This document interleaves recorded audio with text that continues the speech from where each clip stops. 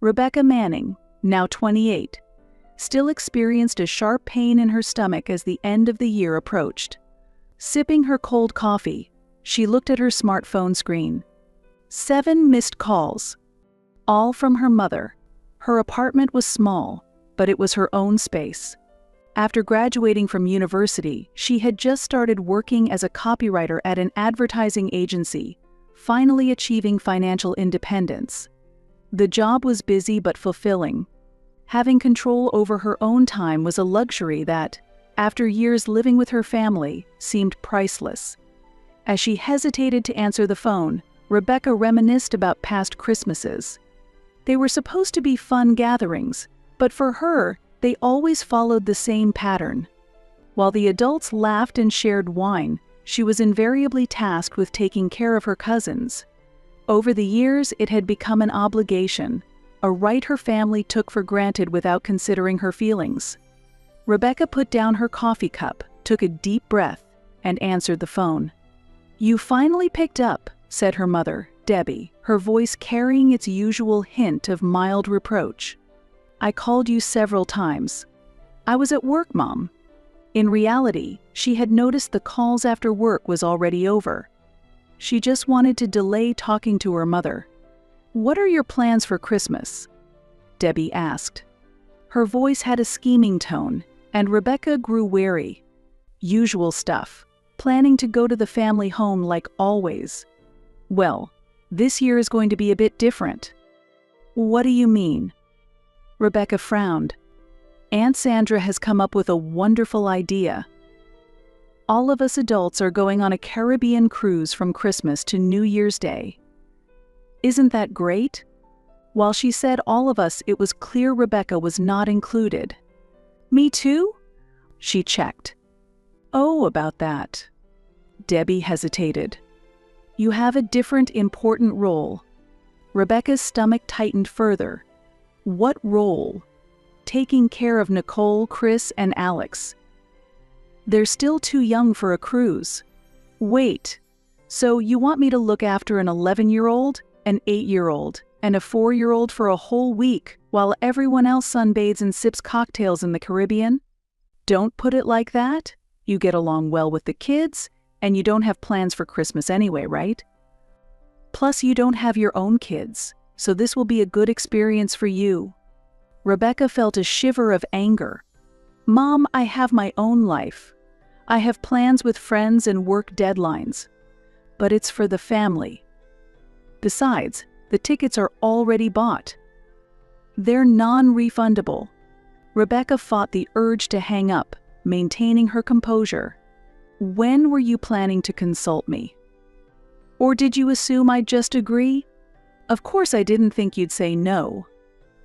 You've always been a good girl, always doing everything for the family.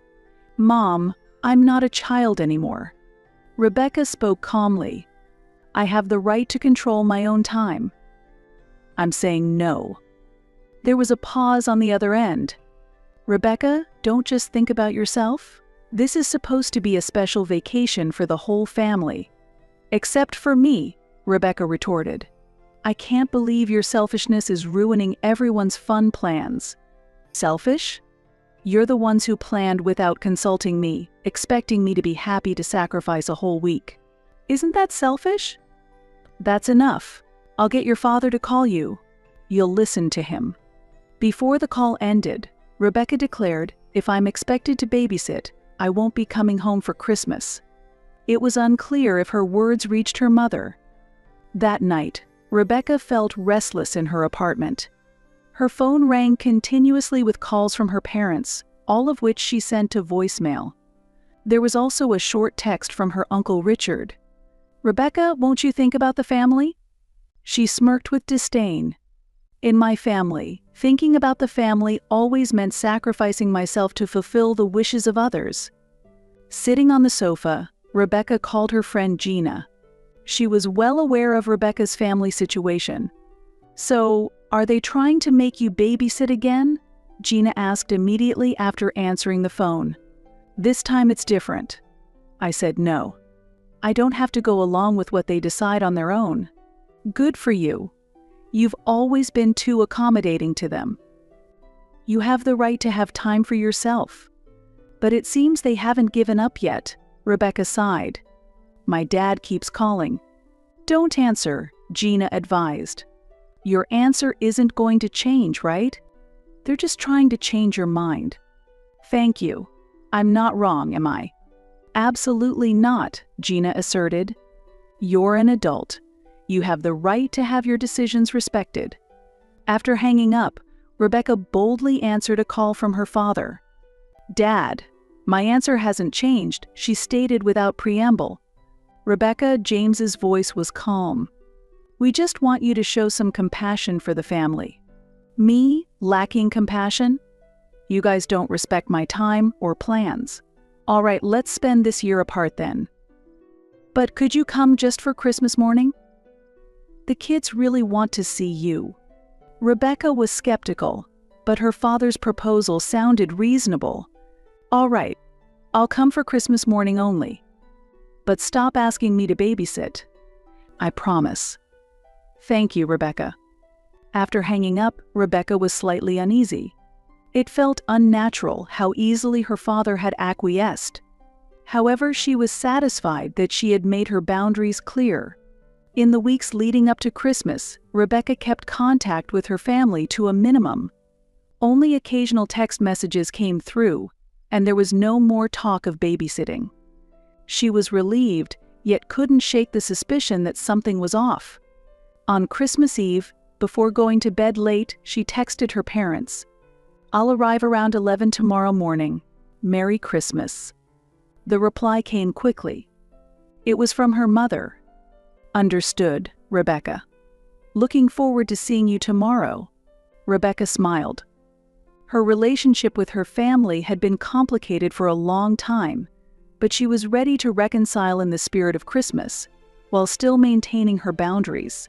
The next morning, Rebecca woke up early, carefully wrapped the presents, and loaded them into her car. She had chosen the gifts for the children with special care. For Nicole, a set of the latest young adult novels; for Chris, a Lego set; and for Alex, the stuffed animal he had wanted. On the way to her parents' house, Rebecca felt calm. Christmas songs played on the radio, and she hummed along. Today will be a good day. A short visit, see everyone, hand out the presents, and then back to my own time. However, when she parked in front of her parents' house, something felt off. There was no sign of her parents' car, Aunt Sandra's, or Uncle Richard's. The house lights were on, but it lacked the usual Christmas buzz. Rebecca frowned as she approached the front door with the presents. The doorbell rang, and she heard little footsteps running. The door opened, and Nicole appeared. Rebecca, she exclaimed joyfully. You came. Of course, Rebecca smiled and hugged her. Merry Christmas, Nicole. Where is everyone? They all went out, Nicole answered innocently. Mom and Dad and the others went on a trip. You are going to take care of us, right? Rebecca froze. What did you say? Rebecca. Chris and Alex ran up and hugged her. Did you bring presents? Rebecca tried to smile at the children, but inside she was trembling with anger. Yes, of course. Let's bring these into the living room first. As she led the children to the living room, Rebecca looked around. The house was neatly decorated and presents were stacked under the Christmas tree. On the table, there were leftovers from breakfast and a note. While the children were engrossed in their presents, Rebecca picked up the note. To Rebecca, we left on the 9 a.m. flight. We prepared breakfast for the children. There is a week's worth of meals in the fridge. Please follow the instructions. Emergency contact numbers are also on the fridge. Put Alex to bed by 7 p.m. Nicole and Chris should go to bed at 8:30 p.m. With love, Mom. They had ignored Rebecca's clear refusal and tricked her into taking care of the children. The children innocently opened their presents, cheering. Rebecca knew it wasn't their fault. Her anger should be directed at her parents and her aunt and uncle. I need to make a call. I'll be right back. She went to the kitchen and called her mother's cell phone. After several rings, her mother finally answered. "Oh, Rebecca, have you arrived? How are the kids? What were you thinking?" Rebecca couldn't contain her anger. "How could you do something so underhanded after I clearly said no?" "Rebecca, calm down," Debbie said soothingly. "We knew you would come. You're a responsible person. I'm not your babysitter. I only said I'd come for Christmas morning. I never agreed to take care of the kids for a whole week. But you're there, aren't you? You can't just leave now. The kids are relying on you. This is clearly child neglect."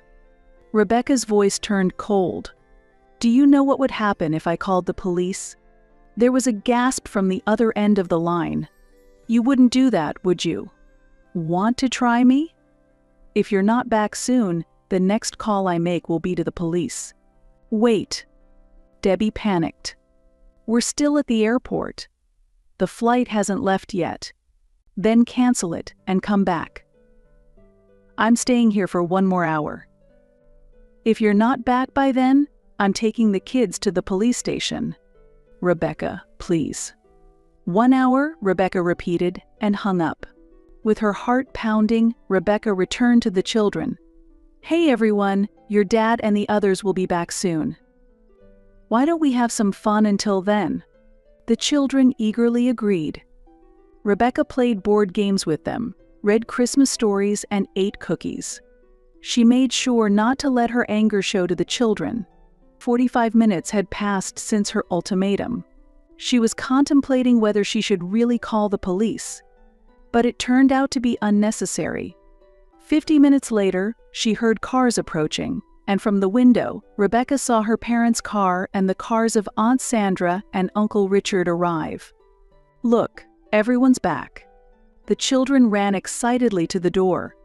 She grabbed her bag and watched as the children reunited with my parents and aunt and uncle. "Rebecca." Debbie approached her. "I don't need an explanation. I'm leaving." "But it's Christmas," Debbie pleaded. "Let's spend time as a family." "Family? Now I know what you think of me. Just a convenient tool. Don't use me ever again." She said goodbye to the children and quietly left through the back door. Before getting into her car, she noticed yelling coming from inside the house. It was James scolding Debbie and Sandra. Rebecca took a deep breath and drove off.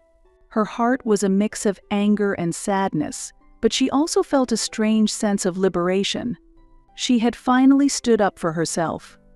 The day after Christmas, Rebecca spent a quiet morning in her apartment. She responded promptly to messages from friends, but did not reply to any from her family. After the events of the previous day, she wanted to keep her distance. However, in the afternoon, while casually checking Facebook, her heart clenched with anger. Her mother, Debbie, had posted, "It was a sad Christmas. It hurts to know someone doesn't care about their own family." The children were disappointed, and the plans were ruined. "I never thought our family bond could be so fragile." The post had many comments. "What a pity, Debbie. The younger generation lacks responsibility. They can't even think about the children. Family is the most important thing. It's sad when someone doesn't understand that." Trembling, Rebecca took screenshots. Her mother had not named her explicitly, but it was clear the post was about her, and it completely twisted the truth. Driven by anger, Rebecca composed a lengthy post on her own Facebook page. "It's time to set the record straight. Yesterday, I visited my family home for Christmas. However, upon arrival, my parents, aunt, and uncle had already left for vacation, expecting me to take care of 3 children for 1 week. This was despite my explicit refusal. I threatened to report them for child neglect, and they reluctantly returned. I have been accused of not caring about my family. In reality, it is they who do not respect my time and choices. I am neither their toy nor a free babysitter available at their convenience. Family is about mutual respect. One-sided demands and manipulation do not qualify as such. Publishing this might irreparably damage her relationship with her family. But she felt a need to speak the truth. With trembling fingers, she pressed post. The reactions were immediate. First, Gina commented, "You did the right thing." Then, messages of support from other friends followed. Surprisingly, responses from her family also began to arrive. The first reply came from her grandfather, Frank. "Rebecca, can you call me? We need to talk." Shortly after, her grandmother Barbara commented, "Debbie, James, Sandra, Richard. I am disappointed in you all. You should apologize to Rebecca." Knowing that her respected grandparents were on her side provided Rebecca with some relief. She quickly called her grandfather. "Rebecca," his voice was warm. "That was rough." "Yes, Grandpa. It was really awful. I've spoken to Debbie. Her actions are inexcusable, as are James's. Sandra and Richard are also equally to blame. Everyone's blaming me. Like I'm the villain. They are wrong," her grandfather stated firmly. "You only protected your rights as an adult." Their actions were also irresponsible towards the children. "I don't know what to do. Keep your distance for now. They need time to reflect. Your grandmother and I will handle things appropriately with them." Rebecca thanked her grandfather for his support and hung up. However, her relief didn't last long. That night, her social media overflowed with criticism from her family. Debbie accused Rebecca of shamelessly airing family issues in public. James advised Rebecca to grow up. Sandra and Richard blamed her for betraying the family. Then, a wave of critical comments from other cousins, aunts, and uncles followed. At the same time, Rebecca's post unexpectedly spread further. Not only her Facebook friends but also their friends shared it, and many people sympathized with her situation. "I've had similar experiences. Just because they're family doesn't mean you have to continue a disrespectful relationship, and you acted correctly," were among the hundreds of supportive comments she received. All night, Rebecca's smartphone kept buzzing with notifications. Eventually, she turned it off and went to sleep. The next morning, she was woken up by a call from Gina. "Rebecca, things have blown up. Your post is being shared everywhere. Some blogs have picked up your story." "What?" Rebecca rubbed the sleep from her eyes and quickly turned on her phone. Notifications flooded in, and she was overwhelmed. Her post had been shared thousands of times, and many people shared their similar experiences. Several online news sites even picked up her story, discussing family boundaries. She had wished to remain anonymous, but the situation had spiraled beyond her control. "I didn't intend for this." "But a lot of people are resonating with you," Gina said. "The experience you shared is something many have silently endured." That afternoon, another shocking development occurred. Her mother Debbie posted anew. "I need to clarify the situation. My previous post was emotional. My husband, my brother-in-law, and I had unfair expectations of our daughter Rebecca. We did not respect her wishes and tried to use her as a free babysitter. Her reaction was completely justified. Henceforth, I publicly apologize here." Rebecca was astounded. Her mother apologizing publicly was unthinkable. But the reason soon became clear. Rebecca received a text message from her grandfather. "Debbie and I spoke. Their behavior was shameful. Your parents, Aunt Sandra, and Uncle Richard have agreed to publicly apologize to you, Rebecca. However, I feel that this is not enough.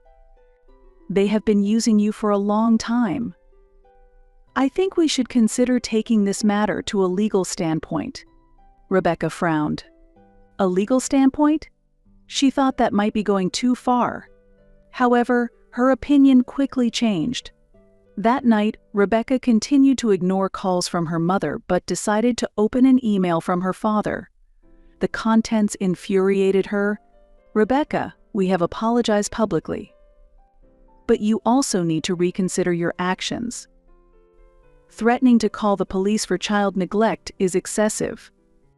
We just wanted you to look after the children for a few days. Your overreaction has embarrassed the entire family. I will no longer allow you to attend family gatherings, Dad. After reading this email, Rebecca's anger reached its peak. They had apologized superficially, but in reality, they continued to blame her and even tried to exclude her from the family. She immediately called her grandfather. "Grandpa, Dad just sent me this email." Her grandfather was visibly angry upon hearing about the email. "This is unacceptable. They haven't learned anything. Rebecca, you should consult with a lawyer. This is harassment."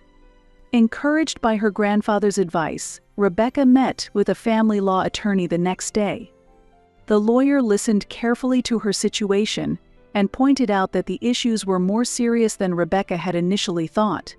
"Ms. Manning, this isn't just a simple family dispute," attorney Vanessa Gale said. "The behavior of your parents and aunt and uncle can be considered psychological harassment. Especially, the defamation on social media against you could potentially be libelous." "Should I really sue?" Rebecca asked. "Let's start by sending them a warning letter. We'll notify them that if they continue this harassment, legal action will be taken." Rebecca agreed, and the lawyer sent a formal warning to her parents, Aunt Sandra, and Uncle Richard. However, this action further escalated the situation. After receiving the warning letter, Debbie became even more aggressive. She posted on social media that Rebecca was an ungrateful daughter trying to sue her family. James described Rebecca as emotionally unstable and stated that her claims were exaggerated. Sandra and Richard joined in, criticizing Rebecca for always seeking attention and claiming her story was a complete fabrication. These posts were the last straw for Rebecca.